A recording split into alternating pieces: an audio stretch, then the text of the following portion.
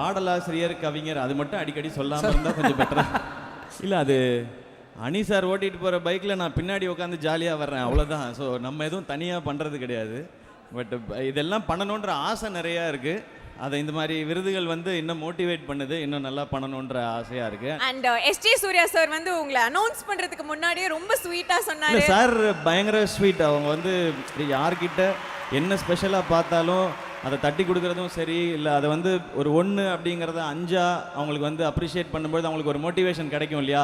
இன்னைக்கு சார் வந்து சொல்லிட்டாங்க அப்படின்றது அது எனக்கு சார்கிட்ட பிடிச்ச விஷயம். கிடையாது. ஒரு 90 இருந்தால் 100ன்னு சொல்ல முடியும், அதை 40 100ன்னு சொல்ல முடியாது. அந்த அளவுக்கு இல்லை, அவர் மோட்டிவேட் பண்ணுறது சார்கிட்ட எனக்கு ரொம்ப பிடிச்ச விஷயம். எனக்கு எப்போவுமே திரும்ப திரும்ப எஸ்ஜே சூர்யா சாருன்னு எனக்கு கனெக்ட் ஆகிறது எல்லாமே, நான் வந்து சினிமாவுக்கு வர்றதுக்கு முன்னாடி நான் மிமிக்ரி ஷோஸ் பண்ணிகிட்டு இருக்கும்போது நான் அதிகமாக சம்பாரிச்சது சாரோட வாய்ஸ் பேசி தான். சார் அதில் ஷேர் கேட்டுறாதீங்க சார், அது எல்லாம் 2000 2500 தான் சார் கொடுத்தாங்க. அதில் எனக்கு கொடுத்துட்டு இல்லை டான்ல சம்பளம் கொடுத்துட்டாரு. நீங்க உதயநிதி ஸ்டாலின் சாரை பத்தி 2 பிடிச்ச விஷயங்கள் உங்களுக்கு டாப் மோஸ்ட் ஃபேவரட்னா என்னன்னு சொல்லிடுங்க. உதய் சார் வந்து அவங்களுக்கு இந்த பாலிடிக்ஸில் பவர், இல்லை சினிமாவில் இந்த ஸ்டேச்சர், இல்லை ஃபேமிலி, இதெல்லாம் எப்போவுமே பொருட்படுத்தினதே கிடையாது.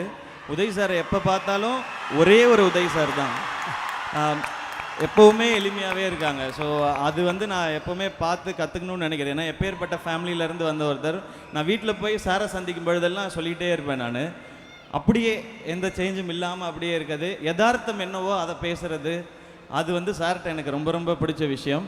அண்ட் நான் இண்டஸ்ட்ரிக்கு வந்த டைம்லேயே நான் ஹீரோவாக நடிக்க ஆரம்பித்த டைமில் அப்போது வந்து சார் என்னுடைய படங்கள் வரும்பொழுது உங்கள் படம் இந்த கலெக்ஷன் பண்ணியிருக்கு அப்படின்னு சொல்லி என்னை அப்ரிஷியேட் பண்ணிகிட்டே இருப்பாங்க. அது எனக்கு ரொம்ப ஸ்பெஷல். எனக்கு அது இப்போவும் ஞாபகம் இருக்குது. Thank you sir.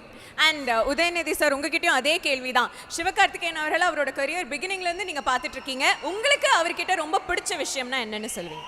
தனித்தனியாக நாங்கள் உங்களை பயங்கரமாக ரசிக்கிறோம். ஸோ உங்களுக்குள்ளே நீங்கள் என்ன ரசிக்கிறீங்கன்றதை தெரிஞ்சுக்கணும்னு ரசிகனின் வேண்டுகோள்ண்ணே. இது ரொம்ப டூ மந்த்ஸாக இல்லையா? அவார்டு அவர்கிட்ட கொடுத்துட்டு அவர்கிட்ட என்னை பற்றி கேள்வி கேட்குறீங்க. சிவாவும் நானும் வந்து எனக்கு கரெக்டாக தெரில, ஒரே வருஷம் தான் ஹீரோவாக இன்ட்ரோ ஆகணும்னு நினைக்கிறேன். 2011.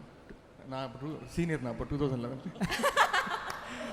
அவர் எனக்கு சொன்ன மாதிரி நான் சொல்ல முடியாது. ஏன்னா சிவா வந்து ஒரு படமாக அவர் வந்து மேலே மேலே மேலே மேலே போயிட்டே இருக்கிறாரு.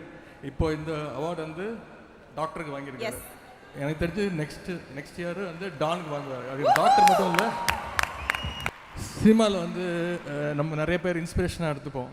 நமக்கு கொஞ்சம் சோர்வு ஏற்படும் போது இது பார்க்கும்போது நம்மளும் இப்படி பண்ணலாமா, நம்மளால் பண்ண முடியாதா இது அப்படின்னு. எனக்கு நிறைய தினேஷ் மாஸ்டர்லாம் வந்துருக்காரு, அவருக்குலாம் தெரியும். சிவாவோட டான்ஸு, எனக்கு டான்ஸ் சுத்தமாக வராது. ஸோ நிறைய கஷ்டப்படுறது தினேஷ் மாஸ்டர், டான்ஸ் மாஸ்டர்ஸ் தான். ஸோ அது மாதிரி சாங் ஷூட்டிங் போகும்போது சிவாவோட பாட்டு ஏதாவது பார்த்துட்டு சரி நம்ம இதில் ஒரு 10% நம்ம ஆடணும் அப்படின்னு நினைப்போம். சரி.